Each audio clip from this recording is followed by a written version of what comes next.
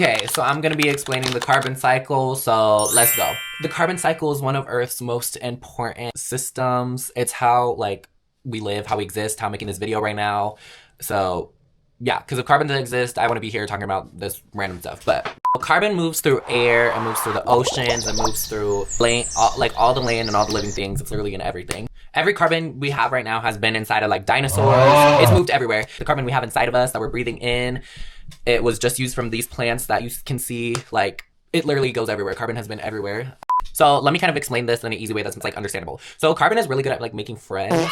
It can bond. It can, like, bond with a bunch of other elements, and it makes, like, oxygen, hydrogen, nitrogen, to form, like, all those molecules and, like, all those other things. Hi, everybody. Yeah, so carbon is just running all over the place, switching jobs constantly, like, constantly getting fired and, like, moving to other places. So yeah, carbon can't sit still, but that's okay. So now let me explain the major carbon reservoirs. First one would be the atmosphere. So the atmosphere is like a social butterfly. It bounces all over the place. We, like, breathe it in. Basically, when carbon is in the atmosphere, it's constantly bouncing between many different things. It's going into plants. It's going, like, up into the air. It's going, like, into oceans. It's always, like, going everywhere, like, constantly circling. Then we have the oceans. So basically, the ocean is like the overachiever. It holds a lot of carbon. So they're both inside water, also marine life, and also, like, a billion gazillion many things, like mini microorganisms and all those things. Lately, the ocean has been getting a little bit too much carbon, and that's been resulting in coral bleaching and all those other things, but that's another video. So now we're on the land. So the land is kind of like the grounded type. It's like that chill person with, like, nature vibes, like all that energy, and, like, yeah. It's literally like the plants, the trees, the soil, all those things. Also animals. We have our forests and all those things. Then we have the fossil fuels and rocks.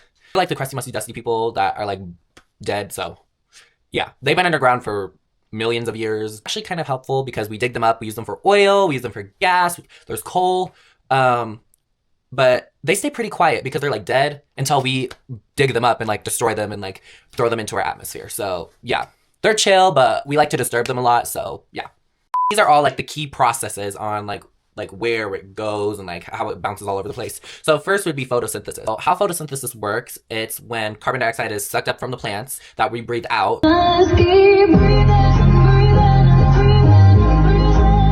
And then sunlight is used to give that plant energy, and then it gets turned into sugar, and then yada, yada, yada. You already know this. Okay, but plants and algae absorb the carbon dioxide from the air, and yeah. Process of photosynthesis removes carbon from the atmosphere and converts it into into oxygen. Wait, okay. So photosynthesis removes carbon from the atmosphere, and then that's how we get things like forests, where we can breathe in all that oxygen. Two is respiration.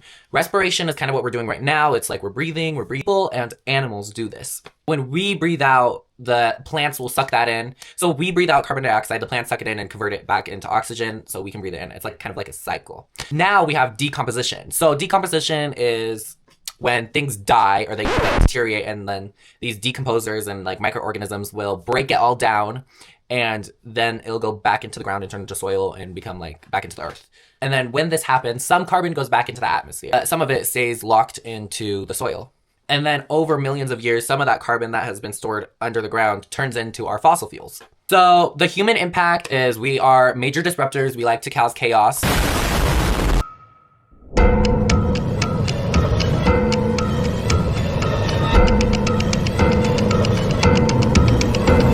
In the world, and yeah, basically.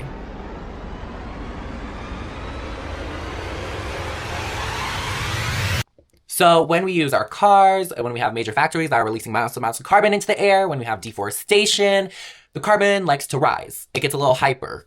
So for thousands of years, carbon has been balanced, and it's been good, and it's been stable. But then we come into the equation, we kind of throw carbon way off balance.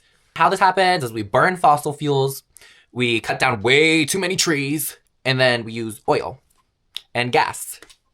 So we're taking all that carbon that has been stored underground, and then we release it all the way back into the atmosphere, so the carbon rises and the oxygen goes down. We have way too much carbon, and we kind of need to fix it.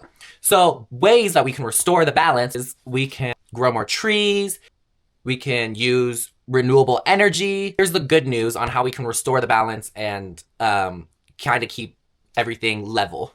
So we can use renewable energy, like solar panels, wind energy, all those things that we went through in class. We can reduce our waste, plant more trees, that will help, plant more plants.